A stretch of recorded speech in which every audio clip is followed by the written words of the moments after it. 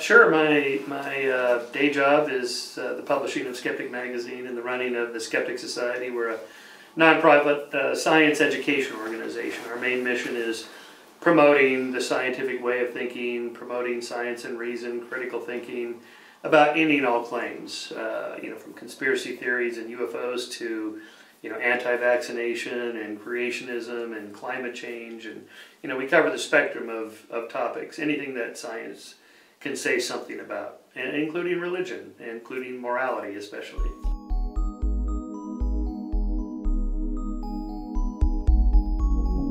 Yes, well, a skeptic is just somebody who needs evidence before he believes in something. So a skeptic is not somebody who believes nothing. It's just a scientific way of thinking. So just think about how a scientist thinks about the world. You begin with the null hypothesis. That is, whatever your claim is not true until you prove to us otherwise. Then we'll accept it if you have substantial evidence for it. And so we begin with that and then build from there. So it's not that we don't believe anything. We believe in lots of things. The Big Bang theory of the creation of the universe. We believe in the theory of evolution. We believe in the germ theory of disease. We believe in plate tectonics. And in my case, with my new book, we believe in natural rights. We believe in civil liberties. We believe in freedom and justice. And so there's lots of things we build on that we believe in, but only if there's evidence for it. Is it evidence for it? So that's the difference between this belief and the belief in God, for example. Yes, well, there is no evidence for believing in God. There is lack of evidence abundantly for God's participation in the world. So it's reasonable to conclude that there probably isn't a God, or at least withhold your judgment until such time some evidence was forthcoming. But for the moment, from a scientific perspective, it's reasonable to conclude there's probably no God, there's probably no afterlife, and in any case, the here and now is what matters more than anything else. Regardless of whether there's an afterlife or not, now is the time you should be doing things to make a difference, to have meaningful relationships and work, to working for social justice and fairness for all people. The kinds of things that matter now, even if there's an afterlife or there is no afterlife, it doesn't really matter. Now is what counts.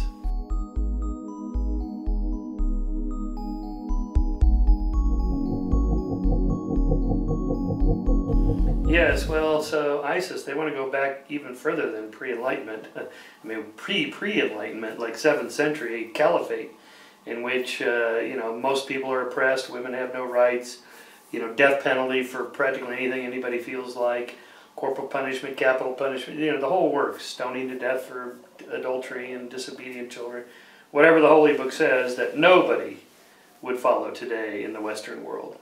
And so yes, these are bumps in the moral arc. We're not there. There's nowhere to there anyway. But we have a long ways to go in terms of moral progress. These are the sorts of things that set us back, that we have to respond with, unfortunately, with violence.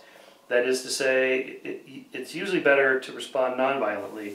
But sometimes, if the group is exceptionally violent, we have to respond with violence. So I'm talking about a military presence in Iraq to stop the spread of ISIS. Sometimes that's necessary, and I'm afraid that's where we're at. But in the long run, we want to debunk their ideas as bad ideas. Sharia, is a bad idea on so many levels, and it's better if people don't think about it, believe it. Just they know it's wrong, and the only way to do that is to show by showing through science and reason that these ideas are crazy, they're wrong. But in the short run, we have to stand up to these people.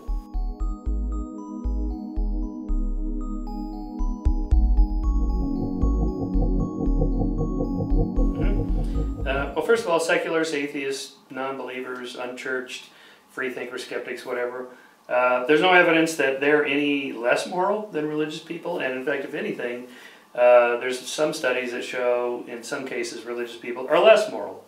But that aside, religious people have no basis to even claim that they get their morals from God or their holy book. First of all, which holy book?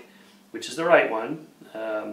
There's many holy books. Unfortunately, there's no empirical test we can run to determine which is the right holy book. Whoever was raised with that particular holy book thinks that theirs is the one true one. So those of us on the outside, how would we know the difference? Okay. Second of all, whatever the moral principles are that you find in the Holy Book or you get from on high through prayer or whatever, if those moral principles are sound anyway, like thou shalt not kill, thou shalt not steal, thou shalt not lie, say, aren't those things true anyway? Whether God said that they're true or not, aren't those good principles anyway? And if they're not, then we shouldn't be obeying them. And if they are, we should obey them even if there is no God. So either way, you don't really need God in the formula. Moral principles are principles we can discover by studying which things lead to greater social harmony, lead to greater prosperity and freedom and liberty and autonomy for people. You know, these are the kinds of things that that we should care about anyway, God or no God. And then finally, historically, religions have not led to more peaceful, more moral, more harmonious social conditions. In fact, it's actually the opposite, as I argue in The Moral Arc. It's really ever since the Enlightenment application of science and reason that we start to see the moral arc bending toward justice. And it's obvious that somebody who stopped believing in God don't become a murderer or a raper. Well, I mean, so that's right. I the mean, moral is there. I mean, I always tell theists, just try not believing for a week and see what happens. Will you become? Will you rape, pillage, and destroy cities? And so of course not. So this is not a valid argument from religious people. No.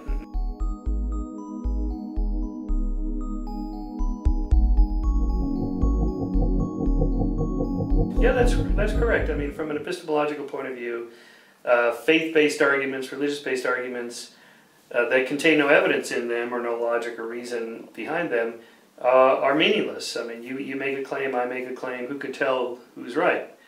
The only way to find out is if you make some argument and I can analyze it, or I show you some evidence and you can analyze it.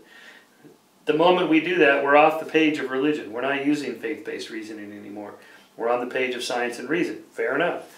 Have at it. You have your say, I have my say. We argue about it and so on. The religious people can't do that. There's nothing built into the system that allows us to build upon the past, to accumulate more knowledge, better arguments, more data to determine if this is the right thing or that's the right thing. And so it's a dead end. It's just you make your claim, I claim, and we yell at it. We see who has the louder voice or the bigger armies. Yes, and the religious establishment claim that it's a virtue to believe without evidence. Yes, well, I mean, they say things like it's a virtue to believe without evidence, but they don't really mean that. Yeah, they don't. No, they don't. They don't live their lives like that. Of course not. Nobody does. I mean, well, some may, but not in Europe. Certainly not in Europe. But I think even on a day-to-day basis, the average religious person doesn't live like that. They want evidence. I'm fond of quoting Tim Minchin's funny little line, what do you call love without evidence? And his answer is stalking. So if a person is stalking, say a guy is stalking a woman, basically he's in love with somebody without any evidence coming back that he should be doing that. That's called stalking, okay? Even with emotions like love, you got to have evidence. You want data coming back from the other person that your affections are being properly received, or else you have a problem. So even with subjective things like emotions, you still got to have evidence.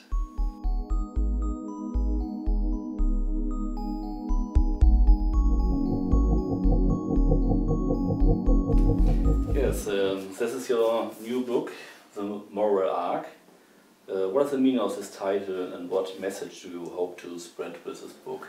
Well, the moral arc, of course, the phrase comes from Martin Luther King's famous speech at the culmination of the March from Selma to Montgomery, in which he asked rhetorically, how long do we have to go? How long? Not long, because the arc of the moral universe bends towards justice. He got that from a 19th century Unitarian abolitionist named Theodore Parker, who said of the moral universe, my eye reaches but little ways, I cannot calculate the curve, but I can divine it by conscience, and from what I see, I'm sure it bends toward justice. Okay, very moving words. He said that on the eve of the American Civil War to abolish slavery. That was some real hubris and optimism there. But a century later, we can track, the abolition of slavery, the abolition of torture, the decline of homicides and violence, the spread of civil liberties and civil rights, first to blacks in America, then to women, the better treatment of minorities and Jews and other oppressed minorities, is much better than it used to be. So I track all this in the book and first say there is real moral progress.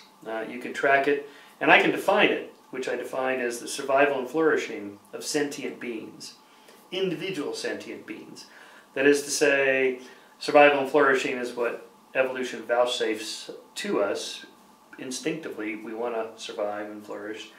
And I use the word sentient beings to include not just humans, all self-aware, sentient, you can sense, you can feel, like Jeremy Bentham's argument about animal rights.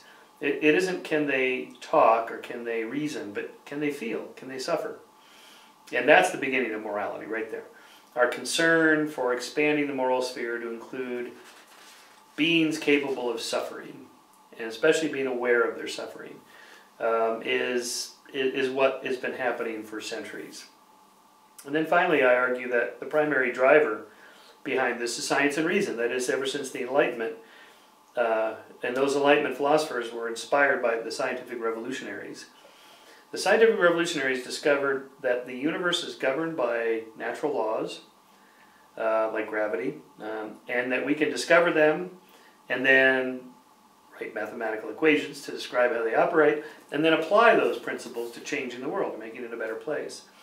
And so what I'm saying is that the Enlightenment philosophers like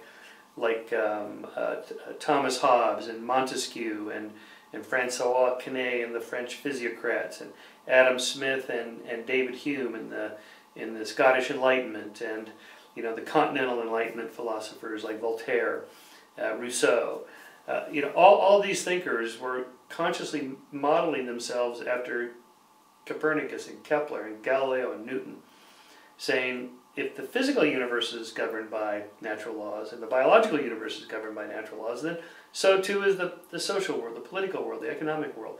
The moral sciences derive from that. And so what I'm doing here in the moral arc is building a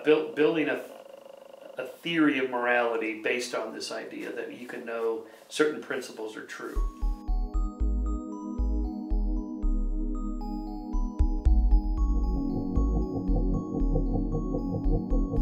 Yes, of course, the natural objection. What about the 20th century? Isn't that the worst century in history?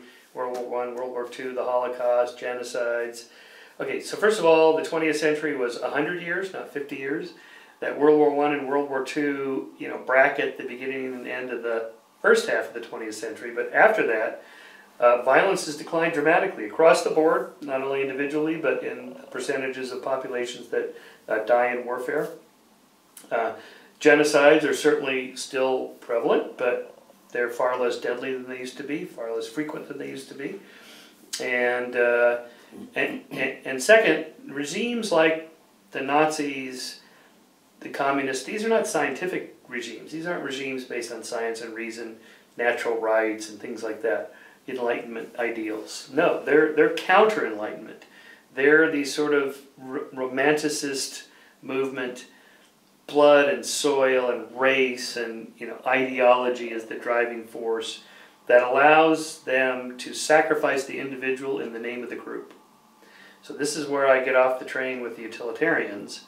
I'm on board with the utilitarians all the way up to a certain point until somebody makes the argument, but we really should sacrifice these people over here for the betterment of our group.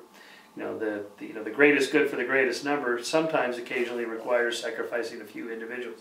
No good. Somebody should have, it's like the famous trolley problem. The trolley's hurtling down the tracks about to kill these 5 workers. You're standing at the switch. If you throw the switch, the train goes down, the trolley goes down the other tracks and kills 1 worker. Would you throw the switch? Mm-hmm. Most people say, well, of course, sacrifice one to save 5. That's a good utilitarian calculus. But the problem is first, no one asked the one, how do you feel about this? By the way, why can't you just yell out, get up? There's a train coming. Well, these are thought experiments. But in any case, our intuitions that maybe that's not right are already borne out by the law. if a physician, for example, has a patient in his waiting room here who's healthy, and back in the surgery, 5 surgery rooms, he has 5 different patients dying from organ failure, and he can sacrifice this one healthy patient and harvest his organs and put them in the 5 patients and save them, should he do that? If he does that, he's going to jail for life. He's never coming out. That's murder. It's illegal. It's immoral. You can't do it. Why? Because we value the autonomy and the right to life of that individual. All individuals. So you can't do that. So I argue that we can make a case for natural rights. Natural, as in evolution, gave us this instinct to survive and flourish. And you can't take that away. Yes, and there are still a little amount of people who say you kill the guy in the hospital. Yes, there may be, but they're wrong.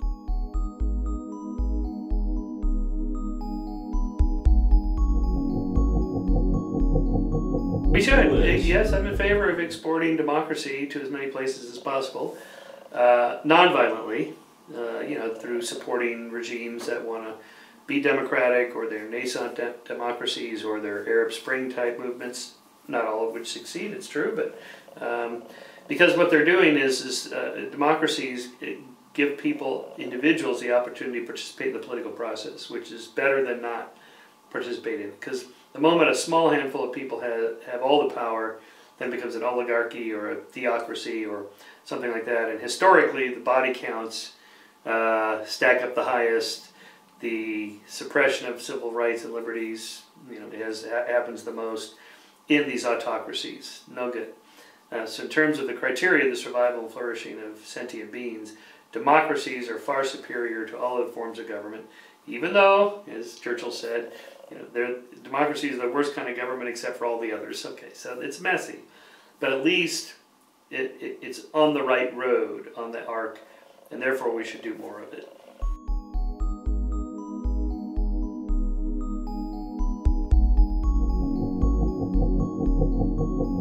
Yes, well, of course, it depends on the country, but in Germany, clearly things like creationism, and as far as I could tell, climate denial, and maybe the anti-vaccination is not a big problem yet. It could happen still, though. It's on the rise. Yeah, it's on the rise, right? And so some forms of alternative medicine, cancer, quackery, things like that exist here, from what I can tell from talking to my German skeptic friends and scientist friends. But more so, of course, there's big political issues. I think, as I argue in the moral arc, we need to be applying science and reason to all areas, political decisions, economic ideologies, things like that. No country is perfect. There's no utopia. There's no there. So we're always working towards improvement. So why not apply the best tools we have, science and reason, to all areas?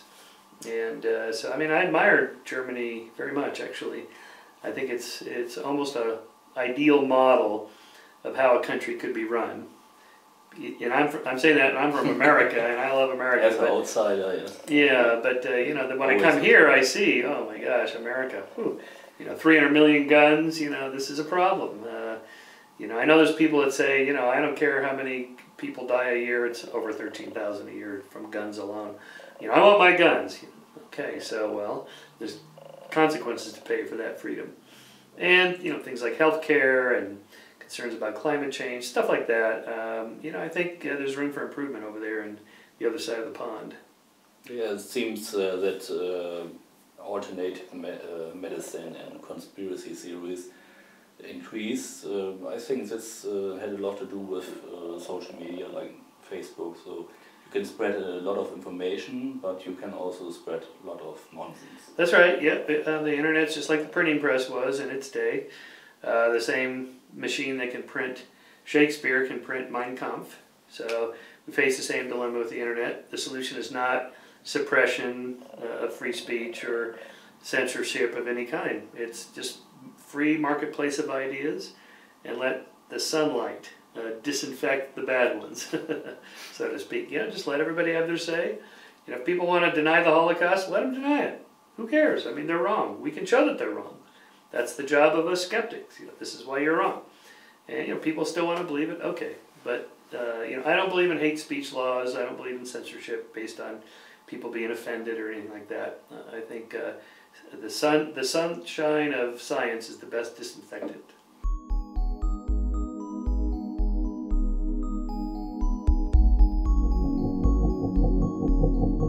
I don't think there's any age that's too young. I think it's in the examples that are used or the style of pedagogy that's used. You just have to have age-appropriate materials and processes. That's all. I mean, the sooner you start on the teaching of evolution, just by showing the continuity between all animals. I mean, kids love animals. It's easy to show them how they're interrelated. Why mammals are similar to one another, that kind of thing. I mean, it's just, I don't think there's any. In terms of religion, that should always be a private matter. I mean, of course, I would prefer there to be no religion, but given that we're not there yet, at the very least, the state should stay out of that business. Schools should stay out of the religion business. None of their business. That's for parents to deal with their kids. I prefer parents didn't teach religion to their kids. I agree with Dawkins on this point. That it's not fair to the kids. They're not really growing up with a opportunity to sample all the different kinds of ideas that they would in other areas. I mean, parents don't raise their kids to be conservative or liberal. Well, maybe some of them do, but for the most part, I mean, it's not like religion. So that's where I would stand on that.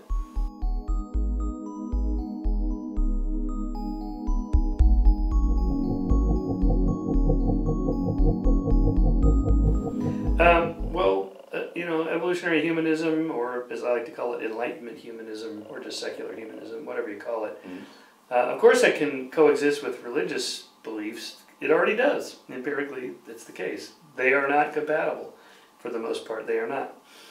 Maybe some of their certain beliefs overlap, but for the most part, the expanding worldview that's been happening since the Enlightenment, of basing everything we believe on science and reason. This is what I'm arguing in the moral arc, is what we're already doing.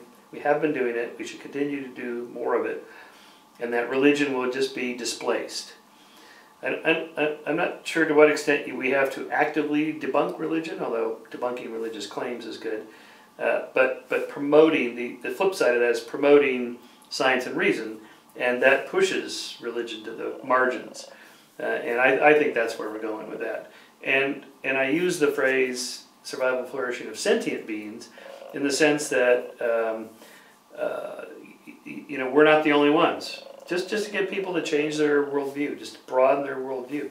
Sentient beings, cetaceans like marine mammals, whales, dolphins, porpoises, and so on. These are sentient beings. They are self-aware. They have big brains. The great apes, the primates. These are all sentient beings, maybe even down to cows and pigs. Pigs turn out to be pretty smart. And, the factory farming... Some birds. Yeah, and some birds, right? The factory farming system is brutal. We got to put an end to that at some point. I'm not sure we can feed 7 billion, 8 billion. We're heading for 9 or 10 billion non-factory farming techniques. So we got to get the population of the world down, which is already happening. We'll be down to, I'm predicting, in the moral arc I predict that we'll be down to 1 or 2 billion probably by about 2200, so I probably won't be around, unfortunately. But that's what it's going to take, and even there, science and reason is the solution. If you educate people, particularly women in these third world countries, and give them prosperity, but that is, you increase the per capita GDP of a nation, the number of babies they have automatically goes down. Women tend to control family size. And if they have education, access to birth control, so religion, the Catholics can't be in there blocking that, then family size goes down. Now, the overall population takes a while to slow that growth curve till it flattens out and starts back down again. That takes decades, but we'll get there. Yeah, I'm optimistic. The Catholic Church wants more children. But even the Pope said, quit breeding like rabbits.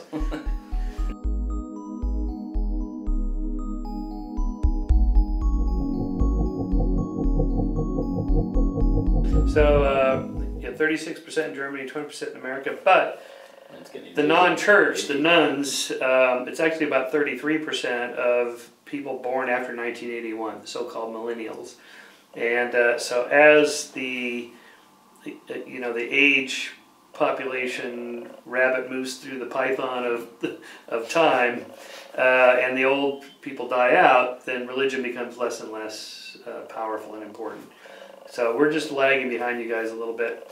Why? Well, there's a couple theories about this. When there's separation of church and state, there's no state funds for it. Religions have to compete in the marketplace of ideas, so they become more sophisticated at fundraising and selling their product.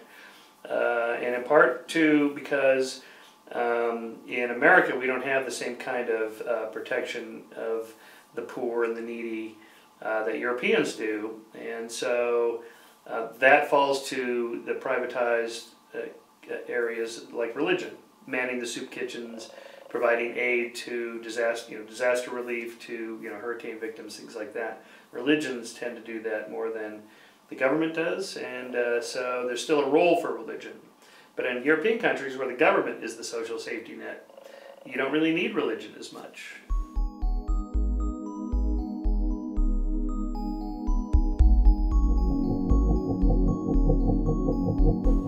Well, Europe, I mean, it's a big place. A lot of different countries. Maybe. The Poles are super religious. Russians have different kinds of beliefs and conspiracy theories.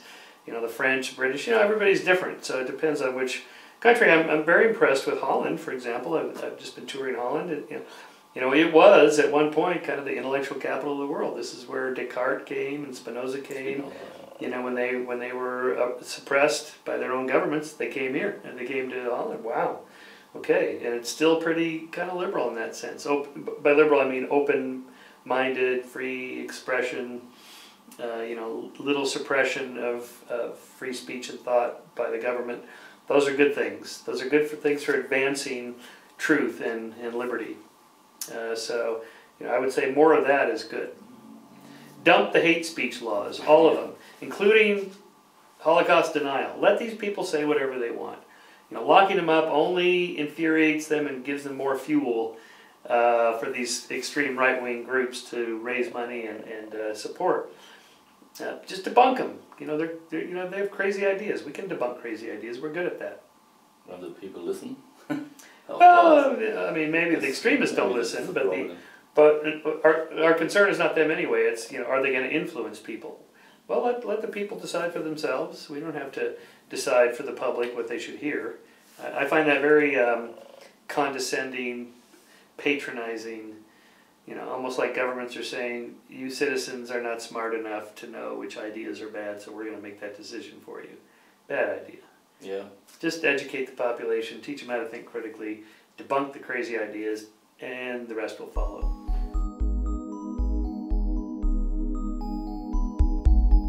Will be their German translation also more real? I hope so, yes. I think we're talking to some German publishers now. My agent is, so hopefully that'll come about. It should. Yeah, we hope also. So thank you very much for this interview, Mr. Shermer. You're welcome.